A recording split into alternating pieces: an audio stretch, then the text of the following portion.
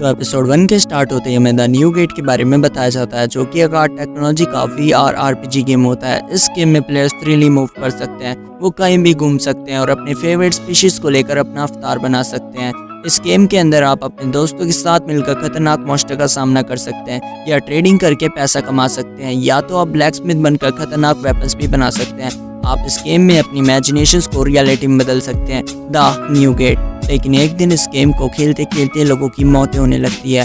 लोगों को गेम से लॉग आउट करना मुश्किल हो जाता है, और अगर आप इस गेम में मारे जाओ तो असल ज़िंदगी में भी आप मारे जाते हो।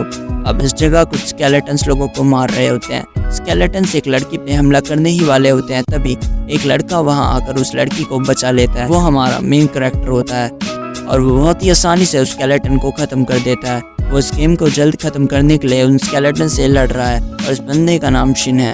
तभी नेक्स्ट सीन में दिखाया जाता है कुछ लोग शिन को अलविदा कर रहे होते हैं। इसके बाद हम शिन को इस गेम के फाइनल बॉस के साथ लड़ते हुए देखते हैं। लड़ते लड़ते शिन उसका एक पंख काट देता है, लेकिन कुछ ही पल में वो उसे हील कर लेता है। लेकिन शिन उससे लड़ते रहता है और फिर उस पर एक ही साथ सारे हमले करता है, जिससे उसे बहुत ही ज़्यादा हाई डैमेज पहुंचता है। और फिर शिन अपनी तलवार से उसके ट्रू फॉर्म दिखाता है, द मूनलाइट ब्लेड डांस, और इसके बाद वो सीधा उसके सिर पर अटैक कर देता है, जिससे वो मॉन्स्टर तभी मर जाता है। और इस फाइनल बॉस के मरते ही सिस्टम से आवाज़ आती है, आप सारे प्लेयर्स लॉग आउट कर सकते हैं। तो शिन चेक करता है और देखता है कि सही में प्लेयर्स लॉग आउट कर पा रहे हैं कि नहीं। कुछ ही देर तक वो देखता रहता है। अब गेम में लास्ट वही बच जाता है।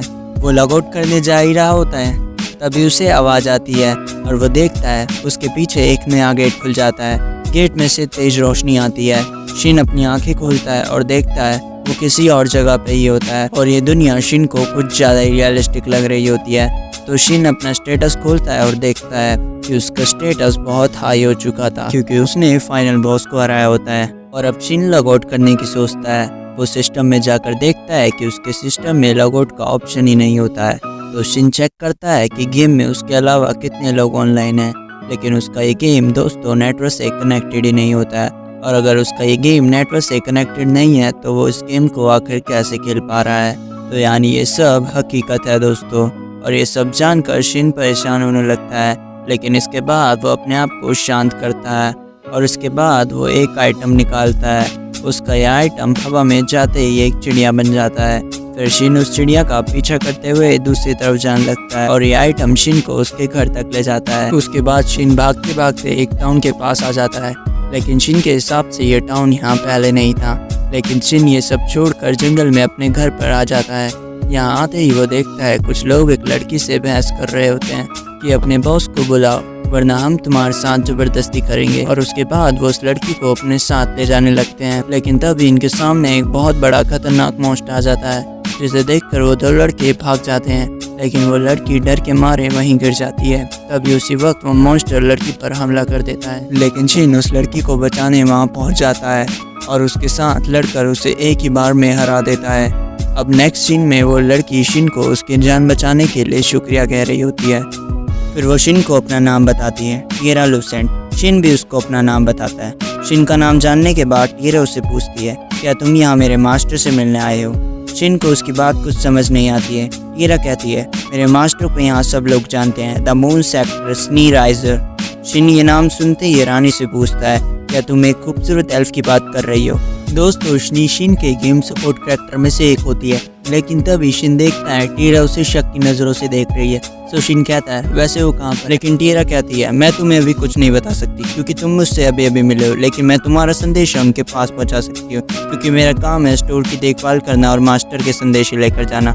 वैसे एक संदेश पहुँचाने की कीमत 1000 रुपये है। तो शिन कहता है, मेरे पास तो सिर्फ यही है। लेकिन टीरा उस सिक्के को देखकर उससे पूछती है, क्या ये तुम्हें किसी आइटम बॉक्स से मिला है? तो शिन कहता है, हाँ, क्यों? टीरा उसे इसके बारे में बताती है कि सिर्फ राजा और थोड़े लिमिटेड एल्डर सीज का इस्तेमाल कर सकते हैं, और इसके अलावा एक गोल्ड कॉइन एक ऐसा आइटम है जिसके जरिए मैजिक को एम्पलीफाई किया जाता है, और ये एक सिक्का 10 बिलियन जूल्स के बराबर है। ये सब सुनकर शिन हैरान हो जाता है, क्योंकि गेम में गेल सबसे कम इंटरेस्ट वाले पैसे होते हैं। तभी टीरा शिन से पूछती है, आखिर तुम हो कौन? तो शिन कहता है, मैं तो सिर्फ एक मामूली सा एडवेंचरर हूँ और मेरी स्पीशीज है हाई ह्यूमंस। टीरा कहती है, लेकिन वो तो काफी वक्त पहले ही विलुप्त हो गए थे। ये बात सुनते ही शिन हैरान हो जाता है। तभी टीरा कहती है, पहले सिर्फ 6 हाई ह्यूमंस थे, लेकिन 500 साल पहले डस्क ऑफ प्रॉस्पेरिटी में सभी गायब हो गए। शिन को उसका मतलब कुछ समझ नहीं आता है। तभी टिएरा बताती है ये इतिहास में हुई एक ऐसी घटना है जिसमें हाई मिल्स के साथ साथ काफ़ी सारे लोग भी गायब हो गए थे। उसकी ये सब बातें सुनकर शिन को समझ आ जाता है। उसके फाइनल बॉस को ख़त्म करने के बाद गेम में फंसे हुए सभी लोग लॉग आउट कर गए, लेकिन इस दुनिया के हिसाब से वो लोग अचानक ही गायब हो गए। इसका मतलब है कि मैं गेम में 500 साल आगे आ चुका हूँ। अब इसके बाद शिन टिएरा से कहता है मुझको इस सब बताने के लिए तुम्हारा शुक्रिया, तुम ये रख सकती हो। ये बात सुनकर टिएरा कहती है कि तुम आखिर ऐसी कीमती चीज़ किसी और को कैसे दे सकते हो। शिन कहता है मुझे कोई दिक्कत नहीं है। तभी टिएरा उसे खुशी से ले लेती है। तभी शिन कहता है ये कॉइन तुम्हारे काफ़ी काम आएगा क्योंकि एक एल्फ मैजिक का यूज़ कर सकते हैं। लेकिन टिएरा पूछती है क्या मैं तुम्हें एक एल्फ लगती हूँ? तो शिन कहता है हाँ। सो टिएरा कहती है आखिर ऐसा कैसे हो सकता है, मेरे मास्टर ने मुझ पर एक इल्यूजन स्पेल कास्ट किया है। शिन पूछता है आखिर ऐसा क्यों? टिएरा कहती है इस दुनिया में काले बाल वाली एल्फ को बदकिस्मती का निशान माना जाता है। मेरे गांव वालों ने मुझे गांव से बाहर निकाल दिया क्योंकि मेरे वहां रहने से गांव में काफ़ी सारे मॉन्स्टर हमला करते थे। लेकिन फिर मेरे मास्टर ने मेरी जान बचाई और इस दुकान के पास एक सिक्योरिटी बैरियर लगा दिया।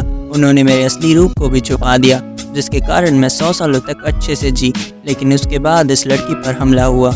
शिन पूछता है कि तुम पर एक बैरियर लगा है ना, उसे हटाने का कोई तरीका है? टिएरा बताती है कि मेरे मास्टर कोई तरीका ढूंढ रही है, लेकिन मुझे यहाँ पर अकेले रहने में भी कोई दिक्कत नहीं है। मैं हमेशा इस बैरियर के अंदर ही रहूंगी। ये बात सुनकर शिन पूछता है क्या तुम्हारे बाल हमेशा से काले थे? टिएरा बताती है कि नहीं, एक दिन मुझे अचानक से ही कर्स कर दिया गया जिसके कारण मेरे बाल काले हो गए। ये बात सुनकर शिन कुछ सोचता है, फिर उसे कुछ याद आता है और वो अपनी विंडो ओपन करता है और उसके बाद वो अपनी एनालाइज स्किल का यूज करता है। फिर वो टिएरा को बताता है तुम्हारे पास कर्स टाइटल है, कर्स गिफ्ट, और इसी वजह से तुम्हारे बाल काले हो गए और मॉन्स्टर तुम पर हमला करने लगे।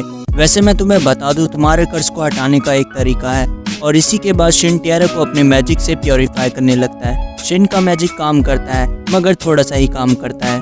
टिएरा के बस थोड़े बाल ही सिल्वर हो पाते हैं। जैसे ही टिएरा अपने सिल्वर बाल देखती है वो शिन को इसके लिए बार बार शुक्रिया कहती है क्योंकि उसे अपने सिल्वर बाल फिर से देखने को मिले। इसी वजह से टिएरा का थोड़ा कर्ज हट जाता है, जिसकी वजह से शिन कहता है कि तुम अब बैरियर से बाहर जाके क्यों नहीं देखती। उसी के बाद ये दोनों बैरियर के पास आ जाते हैं, लेकिन टिएरा बाहर जाने से काफ़ी घबरा रही होती है। तभी शिन कहता है तुम चिंता मत करो, मैं यहाँ हूँ ना, अगर कोई मॉन्स्टर तुम पर हमला करेगा तो मैं उसे हरा दूंगा। और अब शिन की बात मानकर टिएरा शिन के साथ बाहर आ जाती है और इसी के बाद ये दोनों जंगल की ओर चलते हुए आगे बढ़ते हैं। इसी तरह चलते हुए ये दोनों एक काफ़ी खूबसूरत जगह पर आ जाते हैं और इतनी दूर आने पर भी टिएरा पर कोई भी हमला नहीं होता है। इसका मतलब ये है कि वो कर्ज टिएरा से हट चुका है। यहाँ हम देखते हैं नीले आसमान की तरफ देखते हुए टिएरा की आंखों से आंसू गिरने लगते हैं। फिर वह दोनों थोड़ी देर तक आसमान की तरफ देखते हैं। इसके बाद ये दोनों फिर से दुकान पर आ जाते हैं। फिर टिएरा शिन को बताती है कि मेरी मास्टर कुछ वक्त तक वापस नहीं आएगी, अब तुम क्या करोगे? ये सब सुनकर शिन सोचता है मुझे इस दुनिया के बारे में और जानना होगा, क्योंकि अगर स्नी जिंदा है तो ये भी हो सकता है कि मेरे दूसरे सपोर्ट कैरेक्टर्स भी इस दुनिया में हो। तभी टिएरा कहती है अगर तुम मेरुत किंगडम जाने की सोच रहे हो तो तुम अपने साथ ये लेकर जाना। दोस्तों ये एक इंट्रोडक्शन लेटर होता है क्योंकि किंगडम में जाते वक्त आपकी चेकिंग होती है, लेकिन इस लेटर के साथ शिन अंदर जा पाएगा। सो शिन टिएरा से पूछता है मैं सिर्फ आज ही तुमसे मिला हूँ और तुम मुझे ये लेटर दे रही हो? टिएरा कहती है कि तुमने भी मेरी काफ़ी मदद करी है और मैं तुम्हारा जितना शुक्रिया करूँ उतना कम है। लेकिन ये बातें शिन से सुनी नहीं जाती है। इसके बाद ही शिन टाउन की ओर निकल पड़ता है, लेकिन टाउन में अंदर जाने के लिए काफ़ी लंबी लाइन लगी होती है। लेकिन शिन उस लेटर की वजह से काफ़ी आसानी से अंदर आ जाता है। एक गार्ड उसे इसके बारे में बताता है ये एक आइडेंटिफिकेशन पेपर है और इसके जरिए तुम किंग से भी मिल सकते हो, इसी वजह से इसको खोना मत। और इसी के बाद वो गार्ड शिन को एक एडवेंचर गिल्ड तक छोड़ जाता है और अब यहाँ शिन इन्फॉर्मेशन इकट्ठी करेगा इस नई दुनिया के बारे में। गिल्ड में आते ही शिन रिसेप्शन से कहता है मुझे एक एडवेंचर की फॉर्म रजिस्टर करना है। वो उसे बताती है एप्लीकेशन ऊपर वाले फ्लोर में रजिस्टर होती है और ऊपर वाले रिसेप्शनिस्ट को देखकर शिन हैरान हो जाता है क्योंकि वो बिल्कुल नीचे वाली लड़की की तरह दिख रही होती है।